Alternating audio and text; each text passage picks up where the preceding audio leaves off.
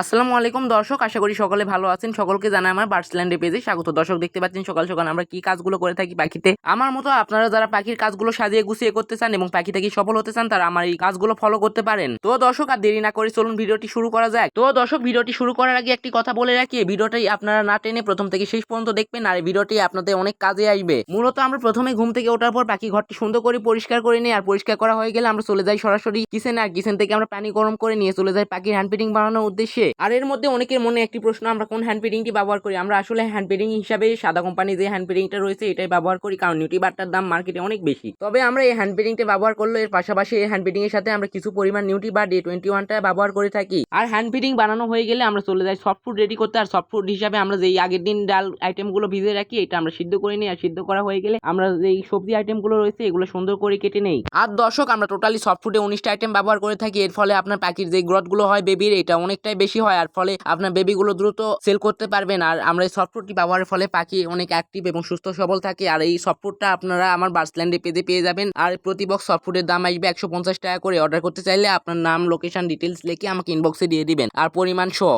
আর এই সফট ফুডের সাথে আমরা মূলত সিদ্ধ ডিমটা ব্যবহার করে থাকি। আমরা প্রতি 10 পেয়ারের জন্য একটা করে সিদ্ধ ডিম ব্যবহার করে থাকি। আর সিদ্ধ ডিমে যে খোসাগুলো রয়েছে এগুলো সুন্দর করে পরিষ্কার করার পর আমরা ব্লেন্ড করে নিই। আর ব্লেন্ড করেই আমরা সফট ফুডের সাথে যে সিদ্ধ ডিমগুলো মিক্সার করে রাখছি তার সাথে এই খোসাগুলো মিক্স করে দিব। এর ফলে আপনার পাখির যে ডিমগুলো দেয় সেগুলো আপনার ডিমের কোয়ালিটিগুলো অনেকটাই ভালো হয়, আর ডিমগুলো থেকে আপনার 99% ডিম বাচ্চা হওয়ার সম্ভাবনা থাকে। আর এই খোসার ডাস্টটা ব্যবহার করার পর আমরা এই সফট ফুডটা আবার সুন্দর করে মাখিয়ে নিব। আপনারা চাইলে এর সাথে সদিনা পাতার গুঁড়াটাও ব্যবহার করতে পারেন। আর এই সফট ফুড ব্যবহারের ফলে আপনার বেবিগুলো যেগুলো রয়েছে এগুলোকে আপনার সকাল সকাল বেবিগুলোকে পেট ভরে খাওয়াবে। এর ফলে আপনার বেবি গ্রোথ অনেকটাই ভালো হবে। দেখতে পাচ্ছেন দর্শক, আমরা প্রতিটি প্লেটে পরিমাণ মতো সফট ফুড গুলো দিয়ে নিলাম। আর দিয়ে নেওয়ার পর আমরা এই সফট ফুড গুলো প্রত্যেকটা পেয়ারে দিয়ে দিব। আপনার বেবি থাকলেও দিবেন, অবশ্যই বেবি না থাকলেও দিবেন। সপ্তাহে 6 দিন দেওয়ার চেষ্টা করবেন, বেবি থাকলে অবশ্যই 7 দিনই দিবেন। আর দর্শক, আপনার পাখিকে যেমন খাওয়াবেন আপনি পাখি থেকে তেমনই রেজাল্ট পাবেন। ভালো খাওয়ালে ভালো রেজাল্ট পাবেন, আর খারাপ খাওয়ালে রেজাল্ট খারাপই আসবে। আর সফট ফুড দেওয়া শেষ হয়ে গেলে আমরা পাখিতে দিয়ে দিব পানি। আর পানির সাথে আমরা যখন বেবি রয়েছে, এখন 12-13 দিনে বেবি রয়েছে, এক্ষেত্রে আমরা জিঙ্ক বিটা ব্যবহার করে থাকি। আর জিঙ্ক বি ব্যবহারের ফলে আপনার পাখির যে ফেদার গুলো রয়েছে ছোট বাচ্চার, এগুলো ফেদার গুলো সুন্দরভাবে ছড়ায়। আর সুন্দরভাবে ফেদার হলে আপনার পাখিগুলো দেখতে সুন্দর লাগে। আর আপনার পাখির ফেদার যদি সুন্দর না হয় সেক্ষেত্রে আপনি পাখি বেবিগুলো সেল করতে পারবেন না। আর সেল করতে না পারলে আপনার পাখিগুলো থেকে প্রফিট পাবেন না। আর এর মধ্যে অনেকের প্রশ্ন চলে আসবে, আপনারা জিঙ্ক বি কয় এমএল করে ব্যবহার করেন। আমরা বেবি থাকলে জিঙ্ক বিটা ব্যবহার করি 2.5 ml করে পার লিটার পানিতে।